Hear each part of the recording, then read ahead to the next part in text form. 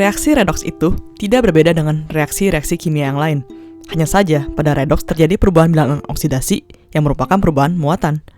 Perubahan muatan ini disebabkan karena adanya transfer elektron.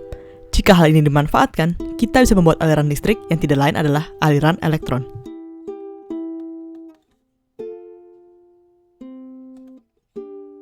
Sel volta adalah sumber energi listrik yang siap dipakai, tersedia dalam berbagai bentuk dan ukuran sesuai kegunaannya.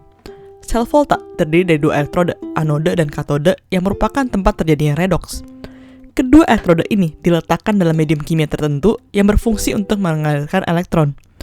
Jenis baterai atau sel volta pada umumnya ada baterai seng karbon, merkuri, litium, dan nikel kadmium.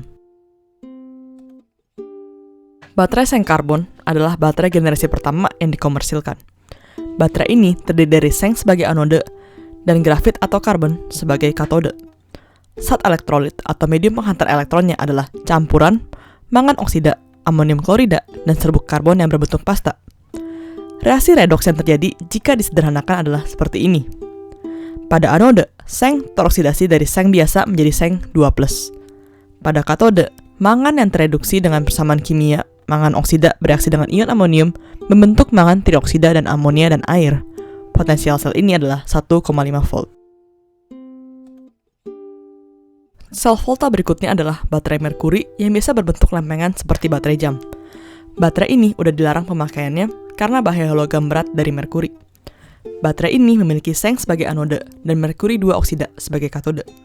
Ruang di antara dua elektrode ini diisi dengan elektrolit yang terbuat dari kalium hidroksida. Reaksi redoksnya adalah, pada anode, seng bereaksi dengan ion hidroksida dari elektrolit membentuk seng oksida serta air. Pada katode, merkuri 2 oksida bereaksi dengan air membentuk liquid merkuri dan ion hidroksida.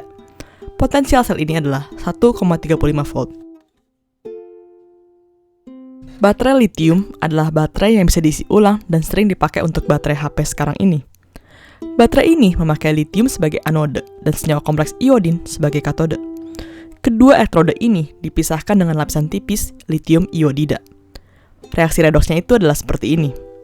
Pada anode, litium teroksidasi dari litium metal menjadi litium +1. Pada katode, iodin tereduksi menjadi ion iodin -1. Selain baterai litium, ada satu jenis baterai lagi yang bisa diisi ulang, yaitu baterai nikel kadmium, biasa disingkat dengan nikat. Baterai ini terdiri dari kadmium sebagai anode, nikel oksida sebagai katode, dan elektrolitnya adalah kalium hidroksida. Reaksi pada anodenya, kadmium bereaksi dengan ion hidroksida membentuk kadmium hidroksida. Pada katode, nikel oksida bereaksi dengan air menjadi nikel hidroksida dan ion hidroksida.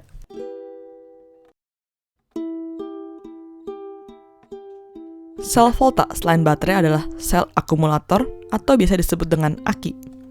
Sel ini berbahan dasar timbal, di mana anodenya adalah logam timbal dan katodenya adalah timbal oksida. Kedua elektrode ini dicelupkan ke dalam larutan asam sulfat 10%.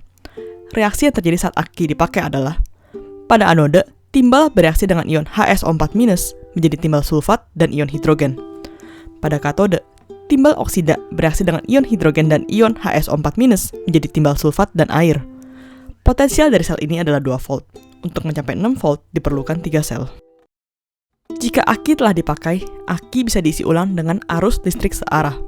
Reaksi ini adalah kebalikan dari reaksi pemakaian. Reaksinya adalah timbal sulfat bereaksi dengan air terurai menjadi timbal dan timbal oksida dan asam sulfat. Selama proses isi ulang ini, sejumlah air dalam aki bisa terurai menjadi hidrogen dan oksigen, sehingga aki bisa kekurangan air. Oleh karena itu, aki yang sering dipakai dan diisi ulang, cairan elektrolitnya perlu diganti dengan yang baru.